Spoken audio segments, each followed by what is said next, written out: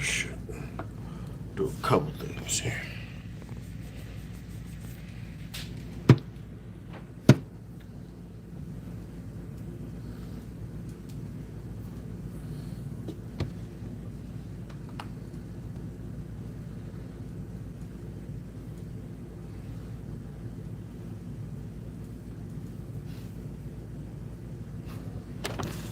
God, I really don't like how phones auto expose after every goddamn movement. I'm gonna wait for people to pop in, talk about this little boy right here. But let me grab a couple things here because I do want to make some comparisons.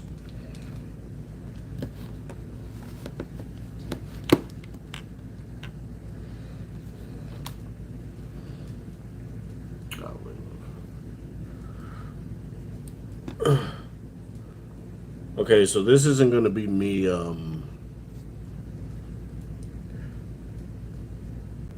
comparing it to the V60 quite yet. I still have a few things I want to work out there. But what I did do with this beauty of a phone, mind you, this is a beautiful phone. I wish HTC never left the game because, you know, this phone is just very nice, man. It's clean. I miss the good old metal backed phones, man. I really do. Like, look at that. Look at that. Look at this. Who wanted to trade glass for this? Or trade this for glass, rather. It just doesn't make sense to me. So a few things off the bat, just off of like, just overall feel in the hand and things like that. It feels like a smaller phone, especially, like, keep in mind this is a 4-year-old phone, right? 4 years ago, this might have been considered larger, but look at the big old bezels at the top and bottom, right? But I like how HTC does it because, one, you got your fingerprint and home button right here, right? Your fingerprint reader and home button. Pretty fast. It's not like super. It's not like instant or anything like that, but it does feel very quick. Like, nothing that I would say is like it's not mind blowingly fast, but it's not egregiously slow. Like, I press and hold it for like maybe half a second and it scans my finger, no problem. Another thing, this display is very damn bright. I have it at around 50% right now. I have it around 50% right now, and it's bright, as you guys can see here. It's quite bright. Um, I turn it to max brightness.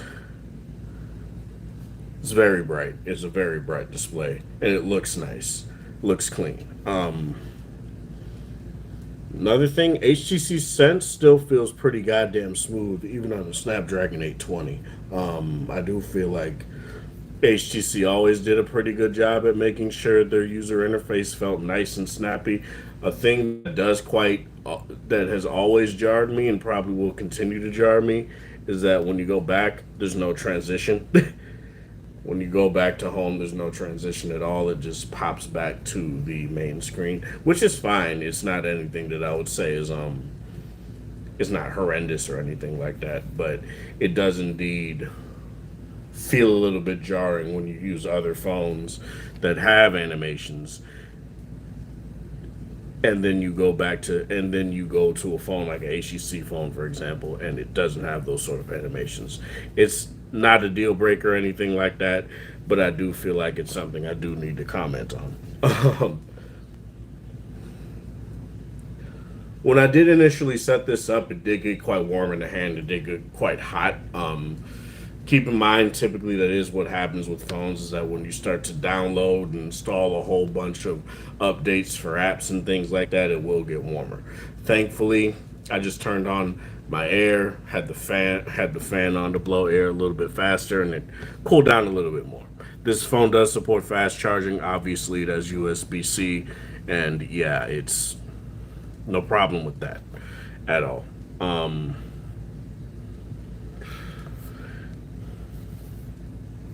Despite the fact that this phone has an LCD display, I will say this: it doesn't feel like it kind of feels like an Apple LCD display where you don't really see any of like the inconsistencies or like the drawbacks when it comes to an LCD display. They did call it Super LCD 5 back then. But yeah, this display is very nice. I really do like it. It's it's still 1440p. Obviously, it's not 120 hertz or any of the brand new crap of today, but whatever, right? But it gets the job done and it's functional. But the main thing that I do want to talk about is audio, right? That's the main reason I got this phone. Because HTC, before LG, was the king of audio. Boom sound was the talk of the town for the longest time, right? No rhyme intended. Even though I literally did it like twice again. But yeah, boom sound was the talk of the town. It obviously has a headphone jack. It it has a hi-fi DAC, things like that. Boom sound with Dolby surround sound and things like that. I'll literally bring it up for you guys to see right here. It's literally one of the first options you see right here. HTC boom sound with Dolby audio, and it's not surround sound. I'll talk about my issues with boom sound in a second. I know this is probably going to be a little bit controversial, but I think after 4 years of having LG phones come out and improve audio in different ways, I think I kind of got spoiled with how LG does it compared to how HTC does it. But I will tell you, this is still a very good phone for audio. And I don't think the speakers are fine. It was the very, very, very first generation of a top speaker and a bottom speaker. So it was the first phone to ever do that. It was also the first phone to have optical image stabilization in the front facing camera as well. So that was very nice. That's hence why this is such a large module right here. It still has an LED flash right here. Still, you have your single 12 megapixel camera on the back here. But audio. So when I plugged in my Shure tapes, for example, those are the ones that I tend to use because they're just easy to drive. Um, it kind of was a bit overkill. I'll say that. I feel like the amp is like super loud in this phone. It very much is, to the point where it's kind of uncomfortable. Especially with boom. The moment you plug in headphones, boom sound automatically turns on. But and when boom sound is on, I do feel like with how loud this phone can get with its 15 stops, um, it distorts the audio. And that's why I don't really like boom sound. I feel like after generations of say LG, LG just doing it year after year after year after year, and improving stuff like channel separation and things like that. I do feel like HTC kind of didn't drop the ball. This is what was hot back then, right? Boom sound was the thing that got people to speak about HTC, and rightfully so. I do feel like that this headphone jack definitely does drive headphones really well. The sound that comes out of the headphone jack is very good. I don't necessarily have any sort of issues with that. I do feel like sometimes, especially, I'll just do a little brief comparison to the V60 here, real quick. Sometimes left and right channels can be a little bit more mixed. They don't really have this sort of separation to them like the V60 does. I do feel like bass response is really nice on this as well. Again, loudness is very nice. Clarity when you do turn off boom sound, really clean. No issues with that. So the short tapes, they were a little bit too easy to drive for this, I do believe. It did kind of like it felt like I was about to blow them up, so I just took them out, and then I substituted them for the 10P1 because, as you guys know, the 10P1. I've talked about this enough if you've been on my channel. They're planar magnetic IEMs, right? Planar magnetics are traditionally harder to drive. And what the V60 was very interesting is that it's kind of a good and a bad thing in a way where they judge how much power they're going to give a headphone off of its impedance.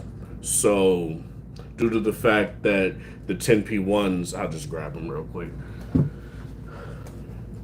My bad, Reese. My bad. I guess a V60 as well. Just grab the V60 as well. But the fact that these are planar magnetics, but they also have a lower impedance. I think they're around 15 to 20 ohms impedance. So the V60 is just gonna drive them like regular ass earbuds, and that's kind of a problem because then you don't get the full effect of just how well those headphones can sound. Now there are ways to work around it. What I do is I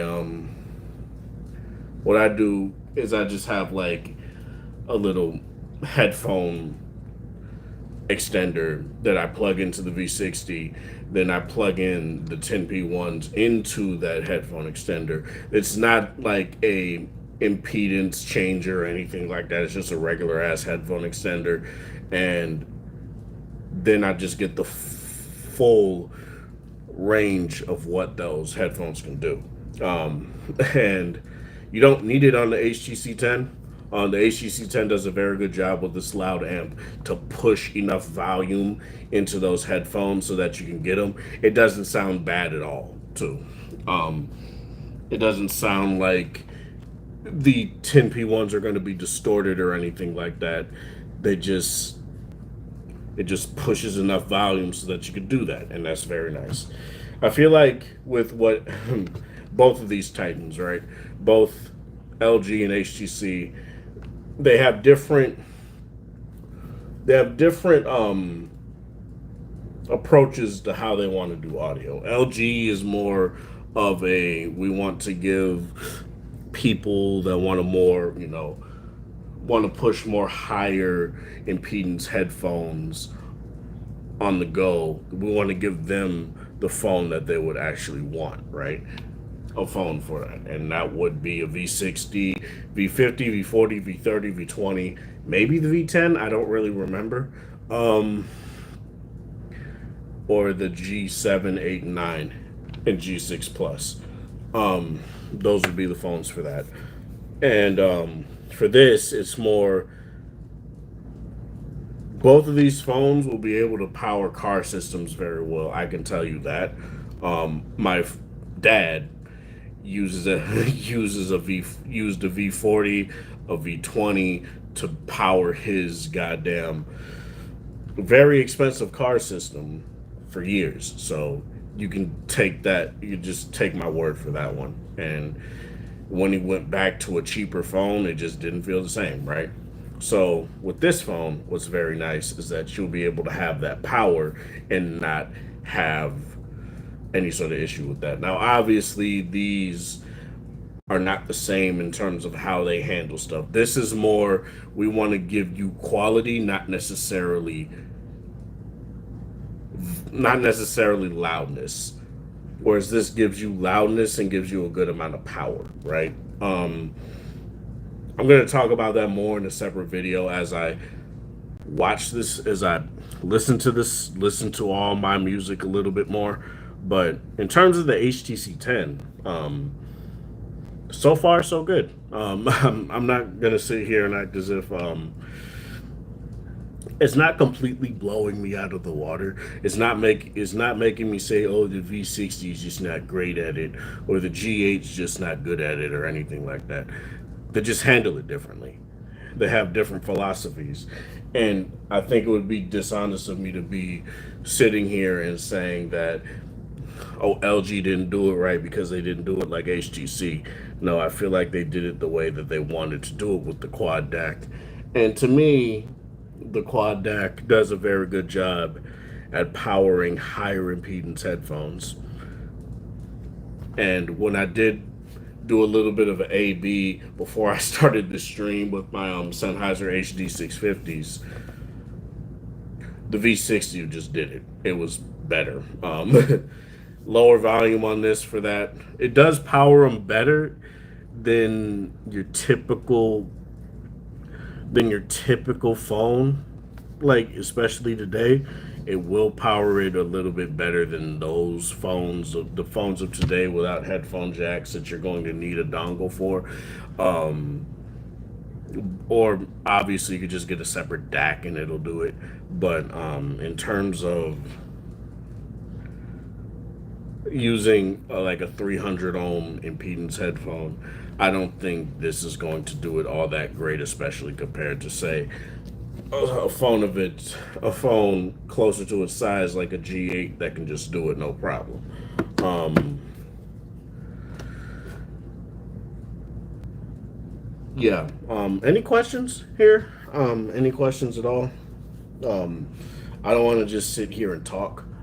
I want you guys to, give me any sort of like feedback as to what you think or what you want me to talk about in terms of this. Obviously, I've only had this for like a day, a whole night rather. So I can't just be like, and it doesn't necessarily just have to be about audio. It can just be about the overall phone itself and how I feel about it. So yeah, I guess I'll just get into other things when it comes to how I feel about it right now. This is a very thin phone. um, like the website makes it look a little bit thicker, but it's actually a pretty damn thin phone. I will say the S21 Ultra has a very good front-facing camera, dude. Like this is a very quality front-facing camera. But yeah, you have your ridged power button, volume up and down. I think this is the SIM card slot. This is the SD card slot on the other side. I think I do like that kind of setup because that means you can remove one without removing the other, and you can still have service without having to while removing your SD card if you need to do that. So that's a very nice setup. One thing that I did notice, and this was very funny. Um, I can't do it on my Ultra right now because I'm using it to stream. But Samsung kind of copied HTC's SIM card or their tray design, as you guys can kind of see here. You just place it in there and it'll stay in there. And what you do is like you push a pin through any of these holes to get your SD card or your SIM out, right? That's what you do on S20 FE, S21 Ultra as well. So it's a very nice design. I really do like that a lot. That way, when you do take out your SIM or your SD card, you don't have to worry about it like flying out, like with like LG phones.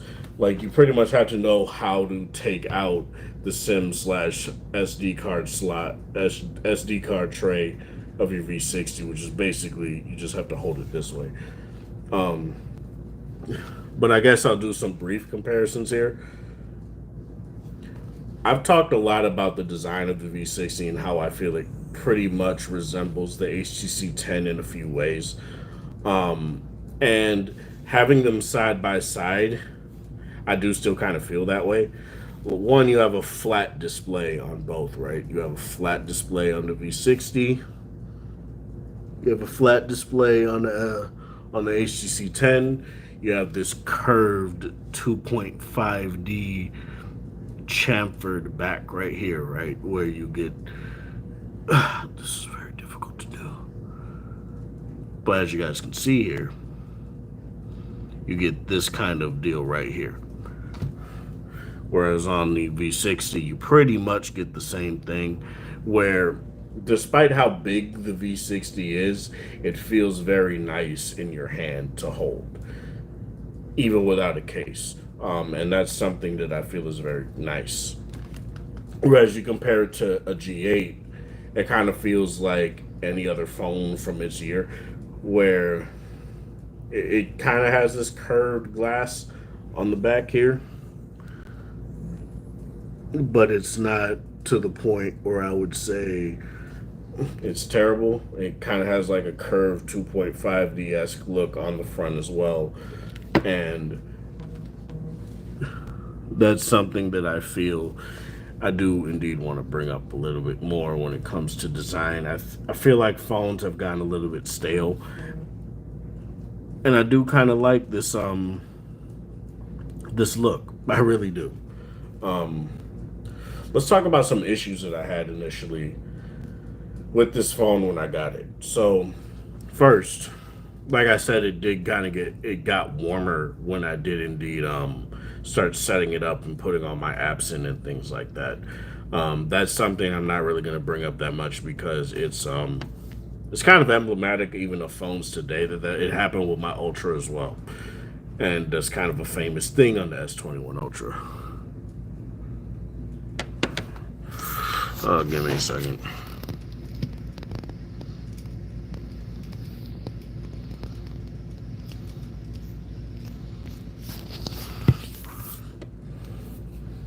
That's the issues of having to use your phone as a as a streaming device, right? You also have to use it to reply. But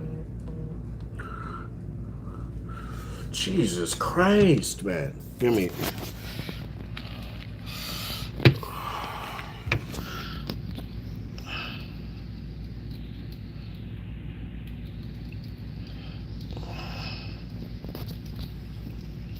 Let me restart this stream real